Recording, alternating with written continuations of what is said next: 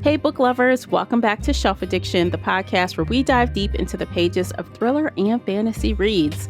I'm your host, Tamara, and today we're discussing our August thriller buddy read. But first, a quick heads up. If you crave the full visual experience and want to ditch the ads, head on over to our Patreon. You'll unlock ad-free video episodes, exclusive after shows, and tons of bonus content.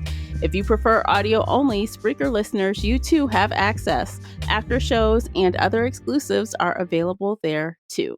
If you want more bookish banter, join our book club's community over on the Book Clubs app. And don't forget to subscribe and leave us a review wherever you're listening. And speaking of community, I am thrilled to welcome back my fabulous thriller mystery co-host and friend, Classy from the Bookish Virtual Assistant. Welcome back, Classy. Hey, Tamara, how are you? I'm doing great. How are you? I'm doing pretty good, too. Can't complain. All right, that's good stuff. So the links to find both of us on our socials are below in the show notes. So click around, do all the things. We appreciate you for doing that. As always with Book Chats, we talk full spoilers here. So spoiler alert, you've been warned. Today we are discussing the book King of Ashes, written by S.A. Cosby. The audiobook is narrated by Adam Lazar White, published June 10th, 2025 by Pine and Cedar and Macmillan Audio. The hardcover is 333 pages and the unabridged audio is 13 hours and 19 minutes. Classy, would you kindly read the synopsis? Absolutely. A son returning home, a dangerous debt, secrets about to ignite in a family consumed by flames. Roman Carruthers left the smoke and fire of his family's crematory business behind in his hometown of Jefferson Run, Virginia. He is enjoying a life of shallow excess as a financial advisor in Atlanta until he gets a call from his sister Nevaeh, telling him that their father is in a coma after a hit-and-run accident. When Roman goes home, he learns the accident may not be what it seems. His brother Dante is deeply in debt to dangerous, ruthless criminals. And Roman is willing to do anything to protect his family. Anything. A financial whiz with a head for numbers and a talent for making his clients rich, Roman must use all of his skills to try and save his family while dealing with the shadow that has haunted them for 20 years. The disappearance of their mother when Roman and his siblings were teenagers. It's a mystery that Nevaeh, who has sacrificed so much of her life to hold her family together, is determined to solve once and for all. As fate and chance and heartache ignites their lives, the Carruthers family must pull together to survive or see their lives turn to ash. Because as their father counseled them from birth, nothing lasts forever. Everything burns. Everything burns, baby. Everything. Everything. Burn, baby, burn. Disco Inferno. Okay, Look, you had that song in your head. You know, when I finished this book, I was trying to find a GIF for Gangster's Paradise. That was the song that was floating in my head. Most of my life living in a gangster's paradise. Yes. I was like, this is the vibe right here. I'm Man. like, and it never fails. Like when we read Blacktop Wasteland, it's always like some soundtrack to some of his books. So yeah, that's a good one. Gangster Paradise. Mm-hmm. Yeah. And actually before we even give our initial thoughts and reactions, I have to say, I was like, look at that crossover. He slid that in there. And I was going to text you, but I was like, I don't know if she's there yet. I don't want to give it away. So I just held it. Mm-hmm. But I'm like, okay, Cosby, you did it. He slid in the character Ike from Blacktop Wasteland. Yeah.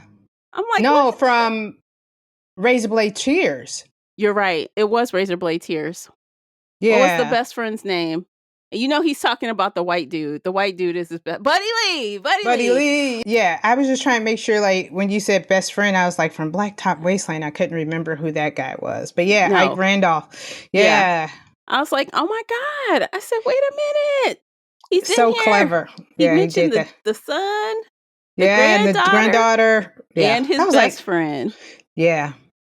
Because I was like, why does Ike Randolph sound so familiar? And then, you know, you slowly I was like, okay, I get it. Now I'm like, well, I know we would have probably recognized other characters in the other books. So I was like, did he do that in any other books? I don't think so.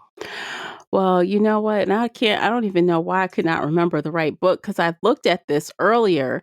I wanted to see if it showed the city they were in this book. And when I went to Goodreads, it just says This one is Richmond, Virginia, Richmond, Virginia. And this one is, Virginia Run. yeah. So I guess it must be close enough. Yeah, because they do mention Richmond Mm-hmm. in this book. Mm-hmm. So I'm assuming it's not that far. Yeah, from Yeah. Jefferson Run. So I'm like, Hmm. that was pretty interesting. And it was like a totally unrelated, it didn't have anything to do with anything. He was just doing their lawn work. Which is his job. Yeah, which is his job. Hmm. Hopefully he didn't put nothing in your lawn, you know. Yeah, a little nice fertilizer. I was just hoping that the landscapers weren't some other criminals that was coming to kill Dante. That after, like after you've seen just so much in this book, you're just like, are they really lawn men or are Right. they plants? Right. Are they from the ghost crew or whatever that one crew was? Yeah, that's what my concern was. I was just like, oh, These siblings, I swear, these siblings. But we gonna get into that. Okay, let's go to our usual. What'd you think when you finished the book? damn. I was Damn. just like, this was Yeah. gritty. It was gritty. It was dark. Hard to put down, which is classic S.A. Cosby. But I felt like the character development in the plot, it was, I think like the flawed characters kind of had this plot moving pretty damn quick. Mm-hmm. So I was like, this was good. I really enjoyed it. I enjoyed the way he fleshed out his characters, the three siblings, how everything impacted them and how they developed as adults. Um, was it my favorite essay? Probably not, but this was just, he writes such good stories. And again, I could see this as a movie. Yeah, I could too. I mean, the way, and the difference with him is I don't think he writes for it to be a movie. No. You know what I mean? Like we've read a few books where you could tell like they wrote this to be a script. Right. And I don't see him writing this. I see him as this is how he writes, and it's almost like Cosby vision, or Mm-hmm. his own little verse, Cosby verse, and he's playing his movie in his head, but he's putting it on paper. Mm-hmm. Mm-hmm. Yeah, yeah, Yeah. yeah. Well, I when I finished that, I was like, well, that's He kind of is. messed up at the end there. I'm like, you know what? I was not surprised at all by that ending. I knew really early on that Roman was going to turn into a villain. I Yeah, said he going to be running that gang. yeah. I said that Yeah, very early on. yeah. I mean, he is what he is. It's just he was doing it in a higher level, He is and not a still good is. person. It's like he is one of, and I think that's kind of what I liked about all like these characters. Like they are what they are, and they're not trying to pretend to be anything else, really. Hmm. And it was kind of refreshing that even though they had like a sad origin story, an unfortunate origin story, that it wasn't one of these things where you can't be a villain just because of your origin story. You sure as hell are. You still are. Hmm. And the thing is, it's like when you say that, I felt that like he was trying to tamper it down with his degree and his intelligence and the job he held. He tried to tamper it down, but he couldn't. And it would creep up in his meetings with his dominatrix and his Yes. sex life. And again, the the trauma of their history from their mother's past, how all of that affected each one of them differently. Yeah. And you're right. I did like that he didn't make this cookie cutter and try to say, but look at them now. Yeah, he did. He was successful. But in the end, when it all came down, Yeah. and he said, I'll do anything for my family. But think about it. Roman has always been coloring outside the lines. Mm-hmm. Always. When he came back home and he figured out what the hell his brother's gotten into, he's like, oh, great. I'll call my person, get this money situated, call my other person. He'd come up here and help me clean this mess up. So he's always been operating outside the lines. Mm-hmm. Even Yeah. though he hasn't, I guess he was a higher level gangster. He's always kind of been a gangster. Yep. In his core. He just tried to legalize it, or tried to, I don't even say legalize it, but yeah, he was. I mean, you're right. He always colored out of the lines. Mm-hmm. He's like, law, taxes, I got somebody for that. And could lie with a straight ass face. Yeah. His sister called him out. Like, you just lie. Like, Nevaeh, I told you the truth. She like, stop lying to me. But he said, but the thing is like, this is how, he countered that from all his readings, Machiavelli, The Art of War, all those books always mingle in a little bit of the truth. So it does sound like, look, it's not a lie. May that type of person never find me. Never.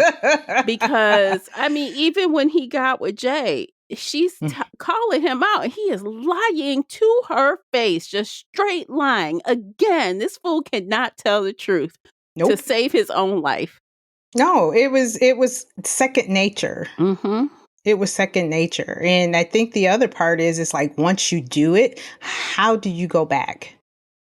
I think he kind of said that in the book. It's like, I've started this. It's like that snowball that you're pushing down. It's like, how do you backtrack it?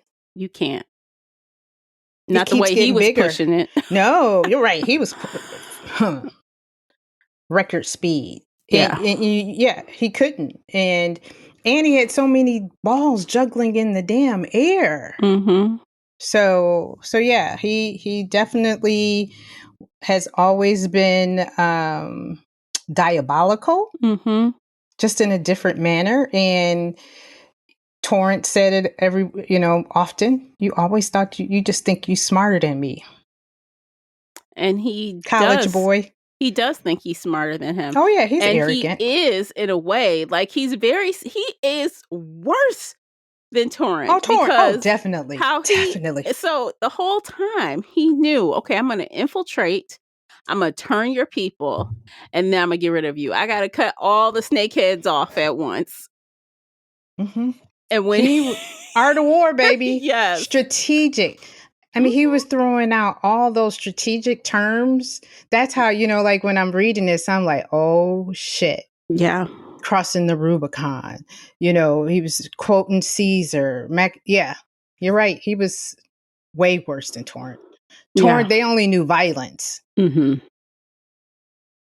Which they only knew turns out Roman knows violence too. That first scene, look, girl, when the first time Roman showed himself to really be that kind of person was when he set that man on fire alive. Yeah. You're not even going to kill him first. You're going to put him in there alive. That's cold. Yeah. But the way he wrote this, he made it seem like, because this is our first introduction kind of to that side of Roman.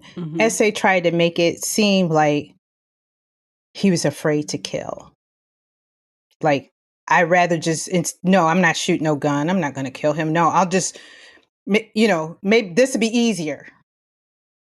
That's how when I read it, I was like, oh, he's trying to like say, you know what? But then you think about it, that's torturous. Yeah, it is torturous. And in hindsight, I feel like maybe he was fearful for taking the lid off the box because he couldn't close it back. Mm-hmm. Not that he was scared that he couldn't do it, but he was scared what that meant if he started down this path. Yeah. Yeah. Because he clearly has no fucking problem. Because even the one guy who Dante, I think Dante killed that one, who said, "Man, you're not even gonna kill him. That's real gangster." I was like, "Oh, yeah, wow, you gonna put him in there like that? Oh my god." Yeah. I'm like, that guy, I don't care how much you think you knocked him out. When his body starts burning, he's gonna jump up and start screaming. And that was so, man, he was writing this really dark, intense things. Like, even the first thing that hit me, I think was around 17%, when, Roman's like, I'm gonna talk to this guy. And I think he underestimated him at first. He underestimated Torrent at first. He thought it would be Yes. easier. But Yeah. instead, he got his teeth knocked out and his brother got his finger cut off.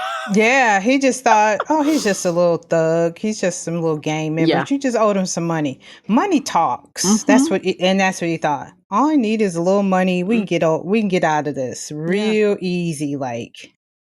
Yeah. And then he's like, oh, that's what we're dealing with. Okay, game change. Let me change the He plan. kept talking about the taste of that gun in his mouth. I was like, oh, shit.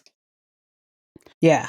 I mean, honestly, and that shows like the amount of money he actually has and like what he's able to do. Cause the next day he is at a dentist, like, fix all this shit. And the dentist is like, do you know how much it's going to cost? He's like, I have a black card. Just do it. Do it now. Do it now. I cannot walk around with my teeth knocked out. Yeah. And then Torrent commented on it later, like, oh, nice new teeth, or something like that. Like, he got that done quick. Yeah. He said, if I didn't know any better, if I know I didn't knock those out, I wouldn't have noticed those are not your teeth. Yeah. Like, he has the power. He's like calling people and things are happening just like this. Oh, he's getting a shot caller. Hundreds of thousands of dollars like this, like clockwork. And it's like...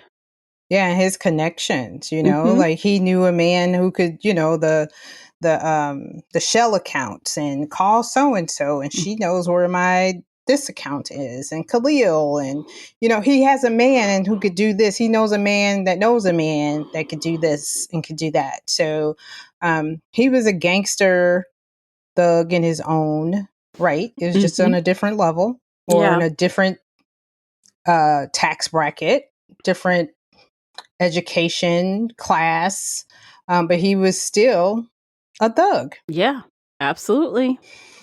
Yeah, absolutely, which is crazy. And I really enjoyed that about the character. I did. And I thought, like, even when you talked about his dominatrix lady, I'm like, oh man, what is his problem? What is his hang up? And I knew he had mommy I said, issues. clearly he's got mommy issues, but what is it? Yeah. What is it? And then when we find out what it is, I'm like, oh, I see. Yeah. He needs to feel it. Yeah. He needs like a gazillion hours of therapy. But he'd rather just get someone to demean him. But I mean, if you go to therapy, you go to therapy, that means you possibly will reveal what you did. But to be fair, it's like, I think about that. I'm like, at the time you were 16 and it was an accident, nothing would have happened to him.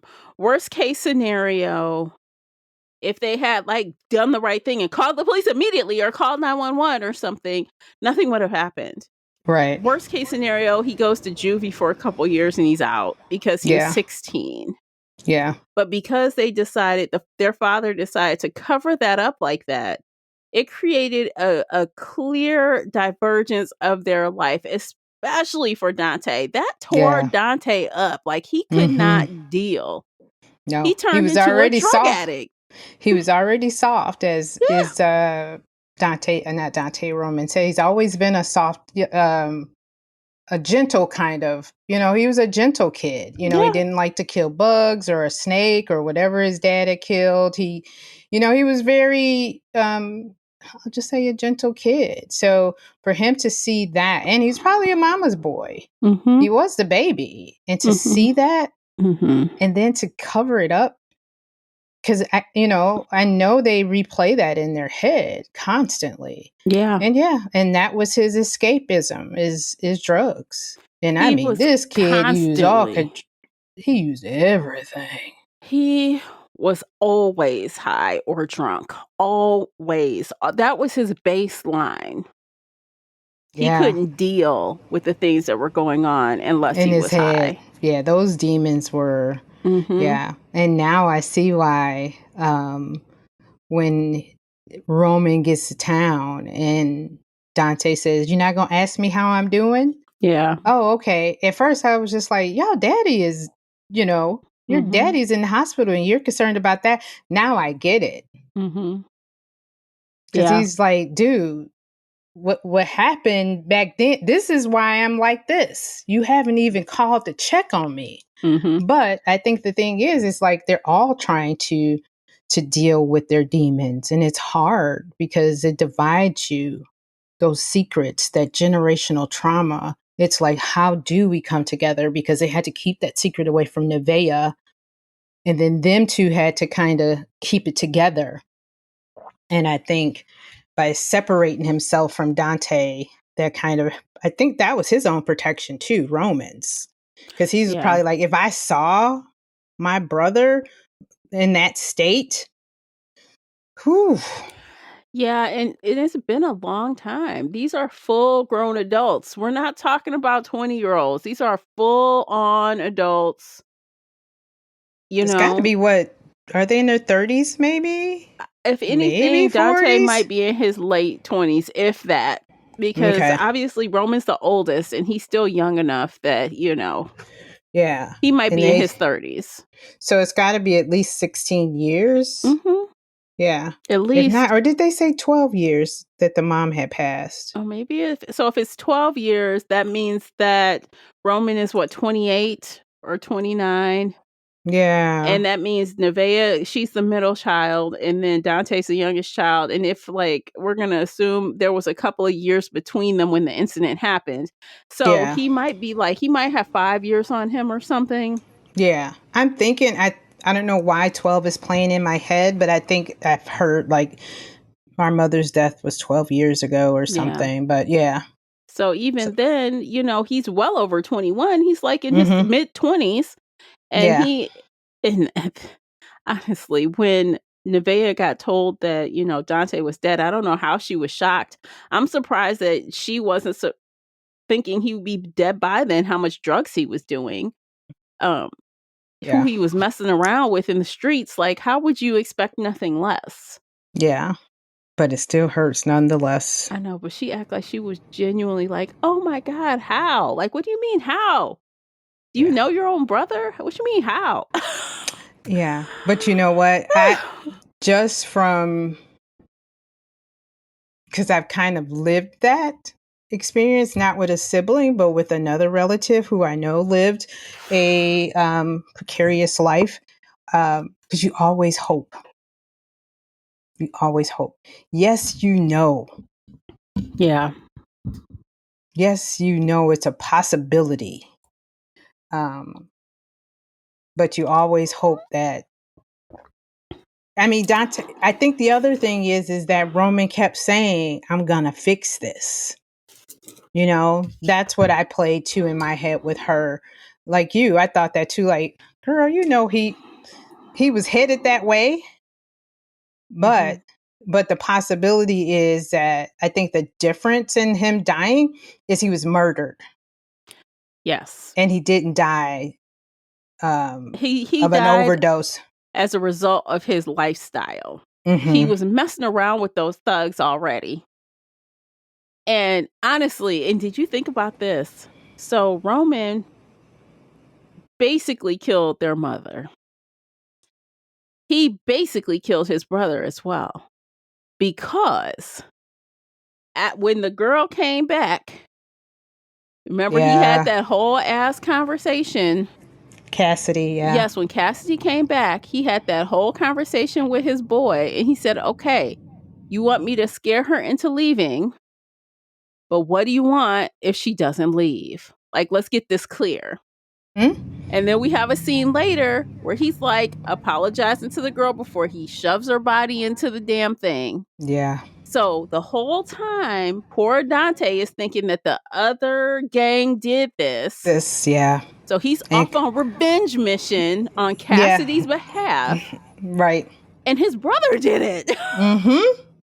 Yeah. So he got his brother killed. Yeah. Roman, this is your Yeah. fault. Dude, Mr. Fix It, this is your fault. Mm-hmm. And Nevaeh knows it because when you finally caved, well, he doesn't even know. She doesn't even know all the things you did. No. She does not. No. But now Nevaeh is also a killer. And I knew she was going to be a killer as well. Mm-hmm. Especially after she had that conversation with that nurse that talked about aspirin. I said, oh. Mm-hmm. She's like, what is that? Oh. I was like, ooh, Pops ain't gonna survive. Mm-mm. So in her heartache, in trying to figure out what happened to her mother, that if they had told her the truth, yeah, secrets never ever result in anything good. They're always bad. No. And I mean, granted, it was an accident. But whew, you guys left her out. And by leaving her out, you left her to her own devices. And what do you expect if she finds her mother's ashes in a cookie jar? Right. In her dad's space. And you guys were teenagers. Mm-hmm. She wouldn't expect a teenager to do that. And her mother was having an affair with her coworker. Yep. Yeah. Her husband's employee friend. So yeah, I mean, she deducted that, hey, it had to be. Yeah, between that Dante and her car seat. Yeah, because Dante and Roman had no reason to kill mom. And right, she did. Her detective work, she was right. She deduced the right thing. Mm-hmm. From what she was given. And I mean, honestly, the dad did cover it up. He put the car there. He was the last one in the car. Yeah. He burned the body up. I still don't understand, like, yes, this is just the story and this is how the author chose to get here. But like, just thinking like as a full grown adult, why wouldn't you just call 911, dude? It would have been fine. It would have been completely fine. Like that would have sucked. But guess what? Nevaeh would have a different life right now had she known what really happened to her mother. Yeah. Instead, she's off and no one knows where she is because she's like never going to speak to her brother again. That's what it seemed like. She's done with him. Yeah. And I'm glad for her. Mm-hmm. I hate saying this in the story, but she finally chose herself. Yeah. Because in the end, her brothers did what they did, but they still left her to take care of her father and that business, knowing what they did. And I won't even say they. We'll go with Roman. Granted, they were teenagers, Roman. But even as you aged, you never even thought to come and help her. And this, like she said, even if he did recover, she was going to be the caretaker. Exactly. Her brothers played her. Mm-hmm. Yep. So she chose herself. Granted, I'm sorry that dad was collateral damage, but it worked out for her. Yeah, it did. But even if, Mr. Kind-hearted Dante, how you never cave and told your sister? Like, when you started seeing that she was really going after the dad as a prime suspect, why not say, look, I got to tell you something. Yeah. I don't know. But he thought he was the fuck up. Remember? That's what he told Ike. Hey, my family thinks I'm a fuck up. Well, you know why he thinks that. It goes all the way back to that day because he is the one that went crying to Roman, and he thinks that's his fault because he set off the chain of events by going and crying and blabbing his mouth. Yep.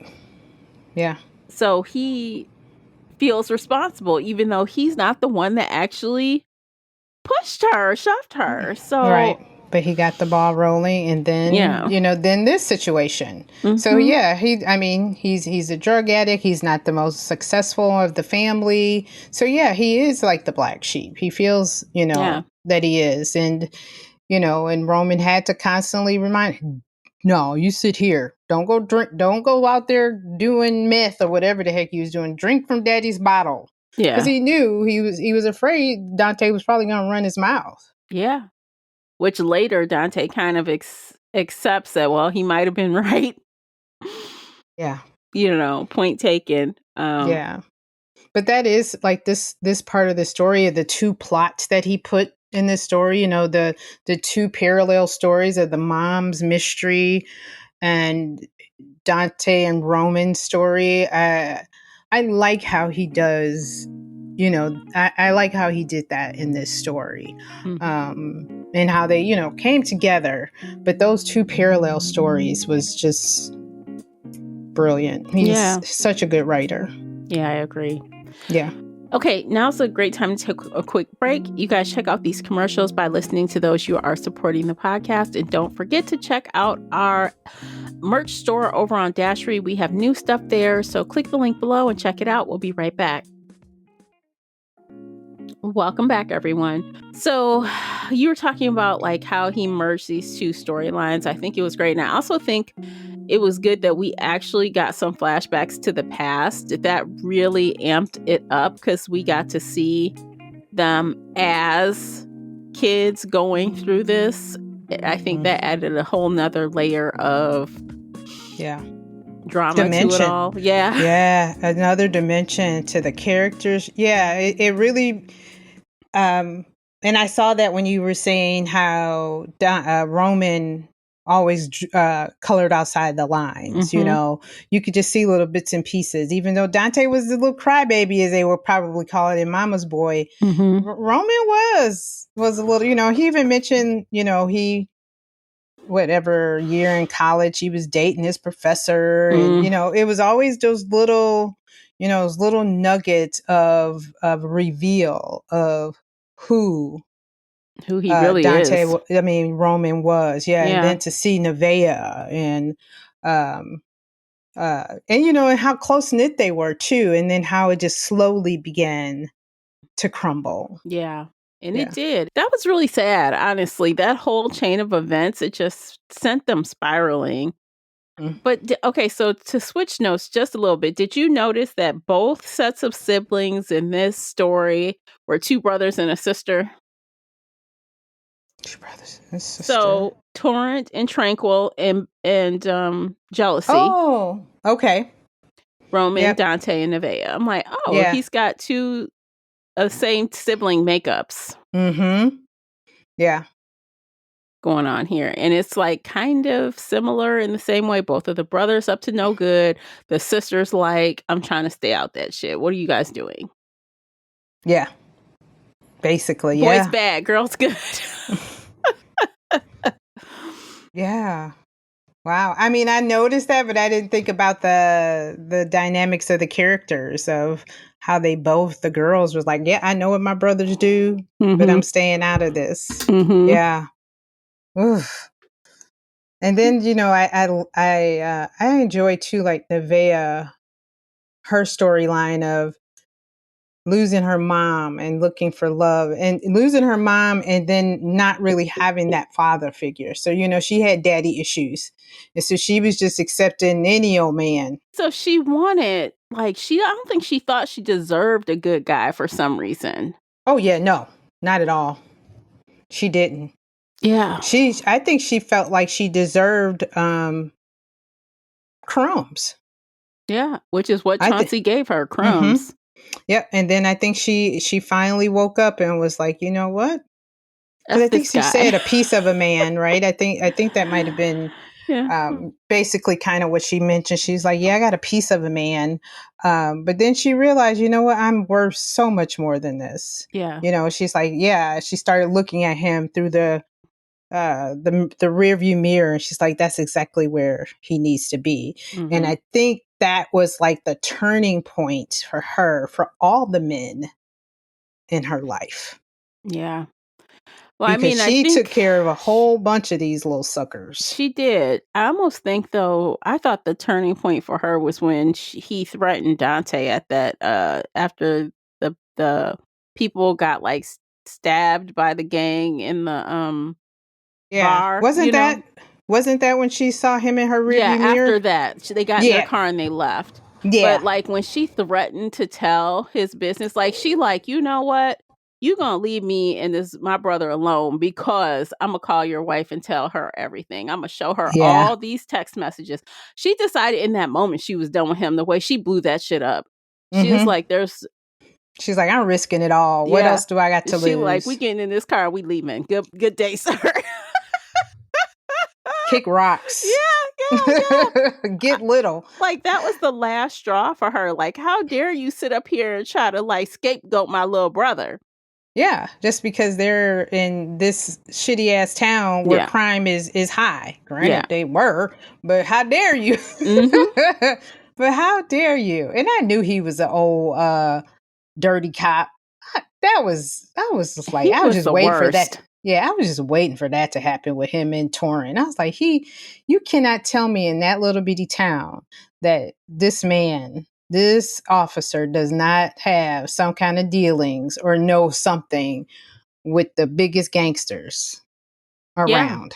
yeah. So, I mean, but from the way that that Cosby wrote it, it seems like he didn't have any affiliation with them until after, Yeah. Roman said, "F you, I'm not giving you 25 grand." Yeah. And then he said, "Well, the wife kicked me out. She got my house. I can't see Yeah. my kids. I need some money." Right. Yeah, I was just saying I knew he was Yeah, dirty, but yeah, you're right. But you knew that he knew how to find this dirty man. yeah. Yeah. But He was yeah, not he a good was, person. He was awful. oh no. J- He didn't like she said, like Nevaeh said, his character, he showed me his true self when my dad is on life support. This man calls me for a booty call. Uh-huh. His wife is out of town and my daddy is on life support. Mhm. Like, that would have been kick rocks right then. Like, what are you talking about? Man, eat a dick and die. Yeah. Yeah. Oh, really? Right. And Like, she what? finally did say, Are you available? Nope. Yeah. What you mean? I'm not available. Just what I told you, dumb motherfucker. Oh, That's what I told you. oh, I swear that guy was awful. He was man. awful. Yeah, Like, and she just dealt with him for so long because that's what she thought she deserved. yeah. I mean, the men in this book were pieces of shit. Yeah. All of them. Hmm. So I mean, granted, like I said, I'm sad that she killed her father, but I'm glad that she chose herself and got the fuck out of there. Don't look Yeah. back, honey.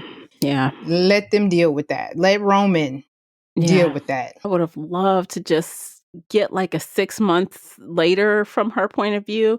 I just wanted Yeah. to see that she was okay and didn't like spiral into like something worse, you Yeah. know? Like a Dante. Yeah, because she did that and she was like, "I did that for nothing." She was so mad. Oh, Rightfully so. right? Rightfully so. Oh, I just killed my daddy. Mhm. And he didn't even do it. Oh my god. Yeah, He was an he accomplice. was an accomplice. Ooh, she in the bottle though. She probably did smoked a whole pack or two of Newports or whatever the heck she was smoking. Yeah. Mm. She's probably at the wine, the little wine place. She was She had she one of the would. wineries drinking all the Mm-hmm. wine. Mm-hmm. And smoking cigarettes. Oh my gosh. I would be. Yeah. Yeah. I mean, I just killed somebody for nothing. yeah, exactly. And that's one thing through all the choices that she made, I like that she understood how serious this was. Like out the gate, she's like, "What are you doing? What are y'all doing? Tell me what's going on." She knew immediately something was up. They were up to no good. And like, even though she made bad choices, she knew this was a serious situation and shit was gonna hit the Right. fan. Yeah. Like Unlike she said, I know this crematoria up and down. I run this place. yeah. Daddy doesn't take count. I do. And then he gone again. Roman just lied to her face. She's like, okay, what happened to all these extra urns or whatever? He gonna say, oh, I found some ashes. She like, stop lying to me. He just like, I'm telling you the truth. Girl, I one time punched him like I'd have punched my brother. Like, shut the fuck up. Yeah, like Like, stop shut up. lying. Quit lying to me. Now I did. Now when I say that, Yeah. like there were moments where Adam Lazar, he did a damn good job with this. There were points like I think somebody yawned. Was it the old man that he went to see, that she went to see, that her dad caught the mom with? Yeah. And he yawned, and Lazar, and I was like, oh, like, you could see the progression in the of Adam's narrating essays, books, and there was something else that he did, and I was just like, I could just feel it, Yeah. in this book. This, granted, he's read them all, but I just to see him advance in his narration, I was Yeah. just like, oh, it brought it to life. He's an excellent narrator, and Except for he reads slow. That's what I was gonna say. He reads like this, and he makes sure he gets all the accents. The southern drawl. I listen at You can 2x. put him at 1 point, right, and it sounds normal. Yeah. We love you, Adam. Yes. We love you. But also, I do have one more small complaint, and this is not Adam's fault. He is very good. But the producer or whoever decided we needed one more narrator, just one. I've been very spoiled with more than one narrator, and I feel like we needed a woman because we had Nevaeh's point of view and Jealousy's point of view. We needed a woman to break this up a little bit because Adam sounded kind of similar sometimes. So, especially now that you say that, you're yeah, right, because I think this might be the only story where there were a woman's point of view. two women. Well, Razorblade Tears, he had the wife, but she didn't have that much of a. Yeah, her It was lines in the small. book. Yeah, this would have been a good one. But we had whole POV changes. And Yep. we needed a woman to speak for Jealousy and Nevaeh. That would have helped a ton. That would have helped a ton. Yeah, you're right. Yeah, because he would slip into flashbacks, and sometimes it wasn't like we knew it. Sometimes it would just kind of slip back into it. Because I can't. Yeah, I wish I'd have brought my book, so I could have, because I took some notes, but I forgot it. But yeah, I agree with that. I do. I think a woman would have brought this story even more to light. Yeah, I think so. I needed that so bad. And I thought about that about, I don't know, 60 or 70% in. I'm like, man, he's starting to sound real similar. Even though, I could tell when he tries to soften his voice a little bit, but that accent sounds the same on everybody. Yeah, you're right. Yeah. So you're right. You are so right. And I was thinking, well, the character names, I'm not sure about Nevaeh. I needed probably to look up Nevaeh, the origin, but like Roman. It's heaven spelled backwards. Okay. That's what I thought about. I was like, is there something else to it? And then, with Roman, because, the Roman Empire, all that, Dante's Inferno. And I was like, this, but I know, did you listen to that interview that I told you? No, I didn't get a chance to. Yeah, he's a Essay is a big reader himself, and he loves Shakespeare, which he quoted a lot, which I loved with Khalil, his wingman, who would quote little Shakespeare things. But I love how he threw this in here, especially as Black men, because so many times they want to say our Black men don't read, and to read historical and Shakespeare, and so those are some things that I really enjoyed about his writing and how he mixes that in. Yeah, he had to give it to the college boy, of course. Yeah. Because the others, like he was even saying, like, "Oh, should I even have given him that quote? I don't know." He's like, "I guess, Right. Yeah. maybe I should He have was gave like, him something oh, else. yeah.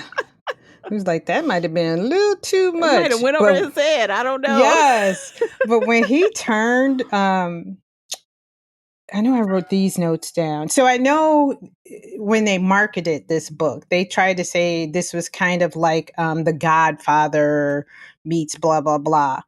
But the more when I was listening to this story, because he threw in the Wire a lot. I don't know if you watched The Wire before. I finally watched The Wire. My girlfriend and I we binged it together. Well, not together, but we kind of watched it in the same time frame. Um, and The Wire, he mentioned like Omar and Stringer Bell, and there's some other little plot lines that are very similar to The Wire, like the dirty mayor, the Mm, businessman, but that grittiness of The Godfather. But I feel like they probably said The Godfather versus The Wire because it's probably going to cross over a lot mm, better mm, to a certain audience versus The Wire. But mm-hmm. it also gave me, and I don't know if you got this vibe at the end, Training Day. Training Denzel, Day. did you watch Training I Day did, with but Denzel Washington? what So scene? this is the scene when um they are meeting up at the last moment with Terrence and Torrance, and they all of Torrance men, Torrance and dang it, Oh, Tranquil Tranquil, yeah. and Tranquil's men, they turned on Torrance. Mm-hmm. Remember when they're going to shoot Roman and he turns on them and they say, "Do you think this is how it's going to go down?" And all I could think of is he was like, I treated you like this. And all I could think of was Training Day with Denzel Yeah. Washington. I'm the police. Yeah. When he said, "Who Yeah. do y'all think y'all are? I made you." I was like, "Oh my God, this is so Training Day." It- I should have pulled up the scene and did the whole line, but that little scene where Denzel Washington is in the projects basically, yeah. and he's trying to go get that money, and everybody turned their back on him like, "Nope, Yeah. we don't know, who are you?" That is exactly what happened. That whole team said deuces Yeah. because he hooked He's us like, "So up. what did," yeah, and I'm like, "What I do for you?" "Oh, he got me Yeah. set for my niece. I got her. She got a 4-year ride. What how about you?" "I got a 401k set up." I was Yeah. like, He said, I got those annuities or something from my mom. The other person, like, oh, I was able to get in on that deal with the bigger guy. I'm set. He's like, "Yes." we He's don't have like, to take your crumbs. "No. I got $78,000 in my account." Yeah. Money I was talk, like, bullshit walk. "Yeah, So man."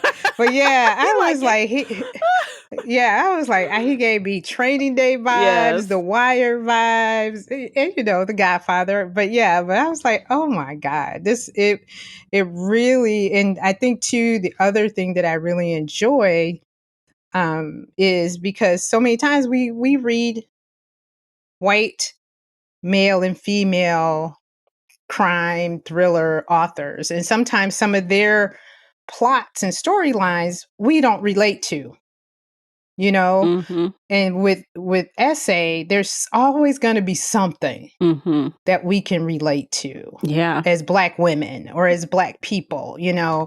and when you hear that you just smile because you're like, yup. Oh, I Yup. know that. Yup. So yeah, it just made you just feel really good. So, but yeah, I was like, "Oh, King Kong ain't got nothing on me." Yeah. Yep. That was kind of that moment. Yeah, Yeah. yeah, yeah. He was So, so irate. He could not believe oh it. man, yeah. And I was like, are they gonna do this? Yep. Yeah. Roman was ready for that. He was ready and he just knew. And like, I think he was hoping the cop wouldn't turn on him, that Chauncey wouldn't turn on him, but he was ready if he did. Yeah. But you knew the guys were going to turn on him. Like you said, after he gave him that one quote that he said, I'm not sure if I should have gave the one guy the quote. That was the clue. Yeah, that he's like, a good leader won't push you down. He'll lead you to the top, but he won't, he'll lead you to the top of the mountain, but won't push you over or over the like cliff when or shit gets something. Tough, he's not going to leave you in the muck, basically. Yeah. So I was like, ooh, he's making him think. Yeah, he's like, hey, is She's this like, what you trying to say? Yeah, like, are you being treated okay by this guy? Think about it. He's like, I'm making it rain all over for everybody. You like it dark, but you want to come over on this side of the darkness? Right. He's like, right, I'm sharing the wealth. Yeah.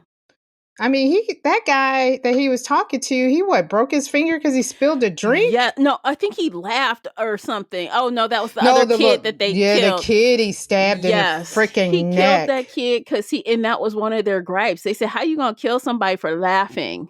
And yeah, he did break that other guy's finger or something. He did something crazy because he spilled a drink. Yes. Yeah, but the little boy was getting crazy. Yeah. Oh. Yeah. Yeah, the little boy laughed. He was like 16 or something. He was like, yeah, he slipped in blood. Yeah. Yeah. Like, how you gonna kill a child just because he laughed? Get the fuck out of here, man. That's how he ruled. He ruled by fear. Yeah. So nobody, yeah. But I mean, when you rule, like, you're not gonna have anybody left. You're gonna be constantly recruiting new people. See, the thing is this: ruling with fear only gets you so far. You need loyalty. You need loyalty that is given, not demanded through fear. Because all it takes is a little bit to turn them. Because Roman didn't have to work that hard. No. To turn them. No. All he had to do was just show them, basically, like, look at the other side of the fence. Isn't it greener over here? Yes, it is. Like money in your pocket, or do you like your fingers broke? I know. I mean, it got to the point of like desperation. It was like, I can't, and I cannot remember the guy's name. He's like, you can't live like this. I can't live like this. Yeah. So. Which is true. You can't. They can't. They just want to live their lives. They don't want to be running that stuff forever, doing that crazy stuff. Yeah. That's a short, like you said, that life, if you live that life, your lifespan is very short. And then just to see that kid who was only 15 or 6, I mean, he was 16? He was 16 because Roman mentioned he was the same age Roman was when his mother died. Yep. And this kid will never, your lifespan is short. So. Well, I guess Roman will draw a line somewhere. He has a line in the sand, I guess. Well, yeah. Wonder if that's going to be a part. I don't know, because now I don't know, because Essay's not notorious for second part books. No, and I'm okay with leaving it where it is, honestly. Yeah. Although I do feel really bad for and that's an awful name to name your child Jealousy. I know. But that is a really bad situation. Now she might be pregnant, and she like, this dude. You done got with a gangster girl. But she believed him lies. She did. She lied to me, I guess. And that is also very strange at the end. I gotta be honest. That is not probably the kind of, it is not probably, no probablys about it. That is not the kind of relationship I could deal with. So the out in the street boyfriend, girlfriend, what they said in private, he's mama and he's the bad boy or whatever. Oh yeah. I'm like, oh hell no, don't be calling me mama. I'm sick. I'm not doing that. He couldn't even find a woman of the night, quote unquote, to do that shit right. She was like, what? What do you want? Hey, but she wanted that. She the one that started it. She, you know what I mean? She bit him and she was just like, ugh. Yeah. But now she on another level doing some other stuff because we know what he likes. He liked to be beat up on, basically. Yeah. I mean, she had the belt. She was like, oh, you like this? Okay. I'm good. I'm not doing that to nobody. I cannot. I feel bad. The poor little woman of the night that he paid, she like, I don't know what you want me to do. Yeah, she's like, I don't understand. You want me? She's like, can we just get to it? And he like, here's the money. Get out. It's not gonna Thank work. you. Right. He was like, she's too young. Yeah. She don't know what to do with this belt. I mean, I'm old and I know what to do with it, and I still don't want to do it. No, thank you. Yeah. Get your dominatrix to do it. Yeah, that's not my lane. Get Miss whatever her name was, Delta, Delphi, Delphi, whatever her name. Yeah. I mean, he's so obsessed with it. He got to the point where he couldn't even like go to an important meeting without getting his back chewed up. I don't know. It's like, I got an important meeting. Let me stop by and see my dominatrix. Yeah, can you imagine what his back looked like? I think he said his back had, just before he got to see his dad, his back was probably welted. Oof. Yeah, it's toe up. But that's that redemption. He was trying to redeem itself. So yeah. Jealousy was everybody, like, do we need a safe word? He spit that safe word out so fast. He like, this is he's so excited. He's like, just the word. What was it? Flame? Flag? Flame? I don't know. Flame. It was flame. Yeah. Because King of Ashes. Yep. I remember I had to go back and I was like, oh, okay, I get it. He was so excited. Well, I guess it worked out for them, except for now she got a liar. She dealing with this straight up liar, which that was her line in the sand. Remember? She was like, don't even call me. But then when he showed up because his brother died, she took him right back. I said, oh God. Yeah, and then she goes to him talking about, I can't find my brothers. Have you seen a woman? But she knew when she went to the back and she saw all those people in that gang with their back to her talking, and he's the ringleader. She knew in that moment, and she like, mother. Yeah. She knew. 18 years. Yeah. She's stuck with that. Even if she don't marry him, she's stuck. Oh yeah. So 18 years with him. Yeah. Oh my God. Now, one girl I did feel bad for a little bit, but I was more frustrated with her than anything was Cassidy. I'm like, now you, Miss Thing, are the biggest privileged. Dummy. Like, you are a dumb one. I don't care how privileged you are. You just saw your boyfriend get put into an oven alive. I know. You witnessed that, and you almost got killed there. Yeah. But they saved you and said, you need to run. You need to run, girl, run. And don't come back. Don't come back. And she like, I miss my mom. I'm like, you was a dumb one. You are not going to live out the day. You will not see this evening. No, all we need to do is just call the police. I was like, oh, like, Lord. You are so stupid. Oh, drugs. This is what drugs do to you, kids. I mean, honestly, I thought that she was going to be killed in the hotel. When she was in the hotel on the outskirts of the city and Dante was coming to see her, I thought for sure someone would see that crazy looking car with a spoiler on the back and kill her in the hotel. But yeah, I guess it was so far out. But yeah. She riding through the city with that crazy like clown car. You know that car is a red flag. Like, why didn't you at least go rent a car? Like, why are you driving that crazy shit around? Like, you got a sign on your back. Here I am, kill me. I'm right here. I'm driving an old drug dealer's car. Girl. What an idiot. I'm like, this is the dumbest thing I ever heard. She had no sense of self-preservation at all. No, not that or thinking of anybody else. And honestly, all she had to do was wait until Roman said it's all good. Because guess what? He killed everybody. He killed the head. He killed Salazar too. Their gang, that other gang. He took out Salazar, who was Oscar, yeah, or Carlos or whatever. He took out all of them. He replaced all those people with himself, basically. Yeah. At that point, he could have said, sure, Cassidy, come back. It's safe now. Yeah, and that's what he's saying. He told her, maybe, but she couldn't wait it out. She's so stupid. And then Dante couldn't even convince her. Like, you see what these people are doing. You lost a finger. How much, that sounds stupid. And you couldn't convince her to stay away? What kind of mess drug is addicts this? crack heads. Like, you want me to bring you a Meth pizza? heads. Get your ass out of town. What are you? I'll bring you some goodies. I'll be up there. I'll bring you some goodies. No, get out. Just like, oh my God. Like, what is wrong with these people? And I'm surprised she wasn't killed at her mama house. Like, them people, well, you know what? They thought she was dead. So they did. Yeah, so that's probably why nobody even Was camped looking out at her mother's house. Yeah, I forgot about that. They thought she they was... did think she was dead, but all it takes is one person to see that damn car driving around. Yeah. Which the author was clear to let us know that car was like, it stood out. It was very blatant. It had a nice little spoiler kit on it. Yeah. Gee whiz, lady. It's not like he's got a souped up vehicle. Yeah. He probably was loud as hell.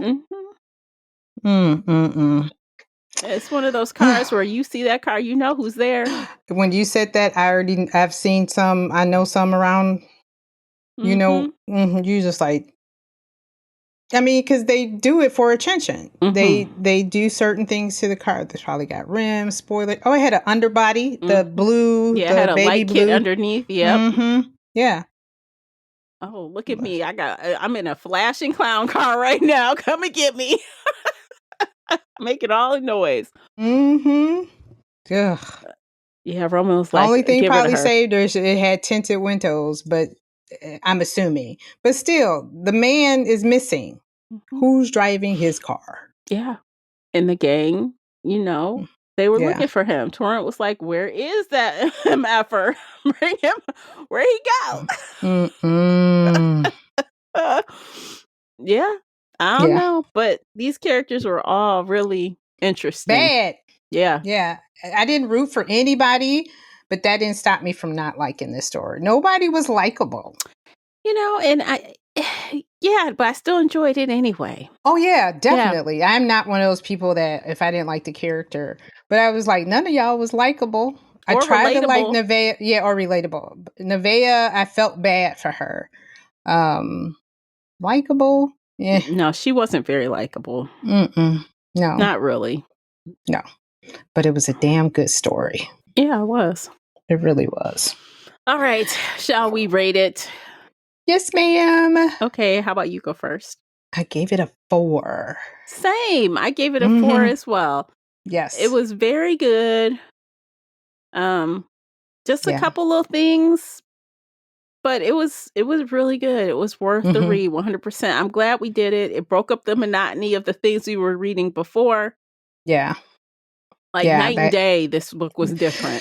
Oh, God. I mean, the pace was just like, it was to the point, Tamara, where I could have finished this book so fast, but I didn't want to. That, you know, like he's that kind of writer for me that I know once I start, I will devour it so quick, but I know once I'm done with him, I usually get book hangover because it's like, so what do I read next? Because like after you read that, it's like, what's going to live up? It's almost like everything else is so mundane compared to that. It's like, like our last book, The Ghostwriter. I mean, it was good, but like it was so weak compared to this. Man, this was like action. I didn't want to put it down. So I was like, slow down, Classy. You got time. You know, you can finish it by Tuesday. And then when I got to you know, because I finished it today, but I knew I had I knew I was going to finish it in time. I finished it early, but it was just like, for now, what I'm going to do. Look, I have the perfect analogy. So I feel like, you know, S.A. Cosby's writing is like a good old fashioned, it's strong. It's, you know, you sip on it. It feels expensive. One nice cube of ice. Yes. Like that one he mentioned, that $2,500 bourbon. Yeah. Because he's a bourbon drinker. Exactly. S.A. is a big bourbon drinker. See? And we could tell that. And like, yeah, he threw out Elijah Craig. He threw out a couple of, Yeah. And some of the other thrillers we've been reading, it's like, you know, we might have a martini here, an espresso martini there. But it's not Yeah. the same. It's all of those drinks that everybody is drinking. You know what I'm saying? Strawberry daiquiri and margarita. Like the go-to drinks that everyone is drinking. It's all the same variation of the same kind of cocktail. Nothing Yeah. unique about it. Nope. Nope. This one is straight no chaser. Yes. Mm. Okay. That's right. Yeah. And his books are one of those books too that I can go back and read. Mm-hmm. So yeah, because there's always going to be something else I'm going to pick up. But yeah, um, yeah, such a good book. Yeah, Like I definitely. said, it's not my favorite, but the thing is like I don't know if I've given any of his book a 5. Maybe I All haven't. Sinners Bleed. Maybe All Sinners Bleed. I can't remember. But even though, here's the other thing about Essay. All of his books are all different. You know what Mm-hmm. I mean? He still has that Southern noir, but they're all really different. Like Blacktop Wasteland, it was a getaway driver. What was the next one? Was it Razor Blade Tears? Was after that, after Blacktop Wasteland? Yeah, I And think then that so. was the revenge of two fathers who were revenging the death of their son. And then All Sinners Bleed, you had the sheriff with the serial killer. And Yes. then this one, is the gangs and the violence and how this family gets involved. Darkest Prayer was like way before that, and that was kind of a small town something. But you know what I mean? Like all his stories are different, That's the all only one different. I've never read by him. Which one? My My Darkest Darkest. Prayer. His Oh, that's one of his first books, and he doesn't disappoint there either. Okay, I might have to Yeah, check it out because that one does not have a lot of reviews. Because that was obviously he hit the jackpot with, I think, his note. He started to be more known with Blacktop Wasteland. That was where it yeah, started. yeah. But My Darkest Yeah. Prayer is a good one too. I enjoy it. I think, like I said, maybe All Sinners Bleed. I may have given a 5, but I know he's gotten at least a 4. Nothing below a 4. But all of them are different. Yeah. Like like how like we write. I'll just use Riley Sager for what you're getting. Mm-hmm.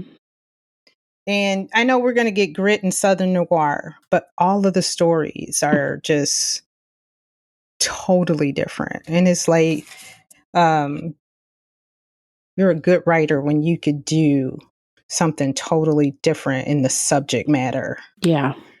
That's it. That subject matter is different. You still have Right. the Virginia Southern noir, but your subject matter is totally different. Yeah. So, I yeah. agree. And actually, I just went back and took a quick peek at all the ratings. I rated, so this is the 4th book by him I've read, Okay. and all of them are 4s across the board. So, 4th book. So, you read Blacktop Wasteland. What's the other? Razorblade Razorblade. Tears, Okay, All the this, yep. Sinners Bleed, and now King And of then this one. Ashes. Okay, so yep, all are 4s. Yeah. Mm-hmm. Yep, and he's doing better with his female He characters. is. He is Mm-hmm. doing better. Mm-hmm.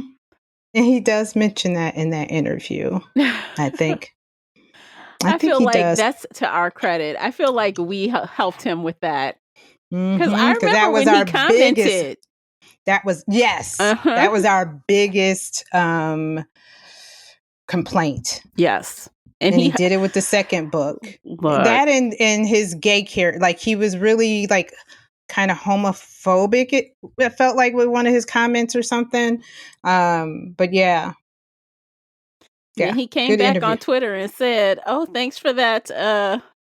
Yeah. So he listened to that whole thing. Mm-hmm. Mm-hmm. Yeah, Yeah. we don't hold back over here on Shelf Addiction. We No. do not. But we try to You be just if fair, you but we don't hold back. yeah, yeah, yeah. I Good mean, we stuff. paid the money to get to read the book. Yeah.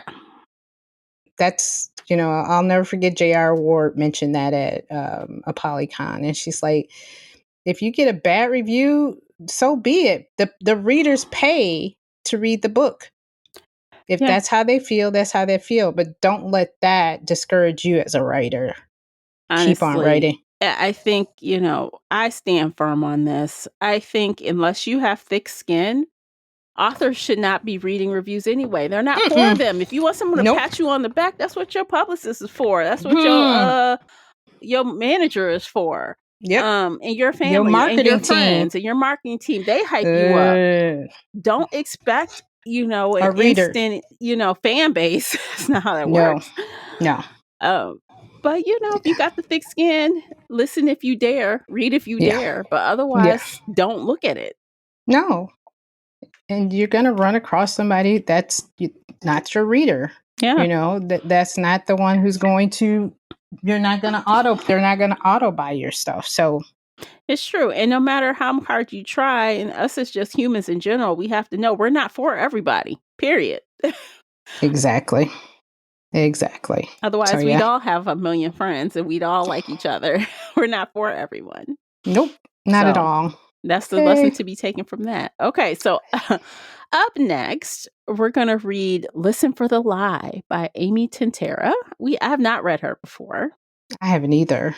So we're going to see what that's about. I think the ratings are that's been recommended a lot of times to me. I've seen that a lot of times over and over again. People keep saying how good that is. The average rating as of today is 4.08 out of 5 with over 400,000 ratings.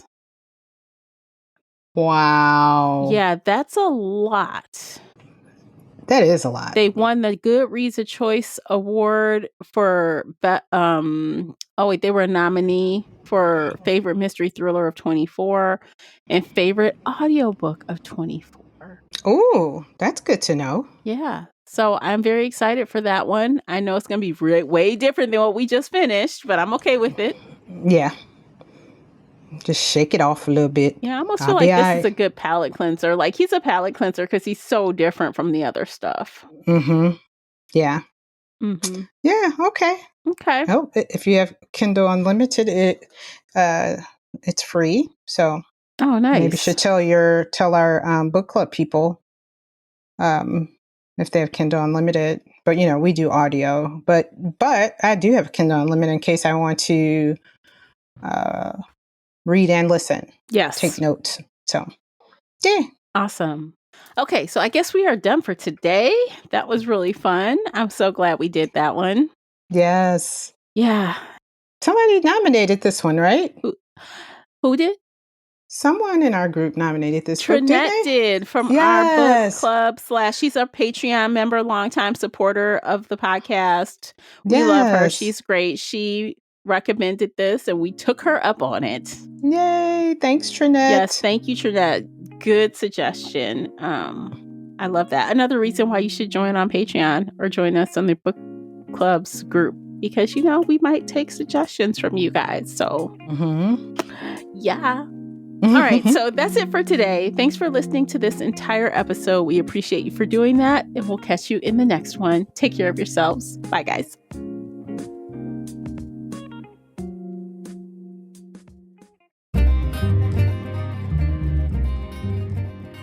Did you enjoy today's episode? If so, please head over to Apple Podcast or Spotify and leave a positive 5-star review. It's a simple action that makes a big difference. You can also like this episode on your favorite podcast player or share it with your fellow bookworm friends on social media. Joining the Shelf Addiction Patreon family is another way to support us. For as little as $2 a month, you can help our team create even more amazing bookish content. If Patreon isn't your thing, consider becoming a supporter on the Spreaker app for just $5 a month and gain access to exclusive audio-only content. You can find me everywhere, including Instagram, X, and TikTok under the handle Shelf Addiction. Join our book club of the same name on the book club's website and app, where we discuss all things bookish and more in a safe space. The Shelf Addiction podcast is a part of the Nerdy Maven Network. Thanks for tuning in.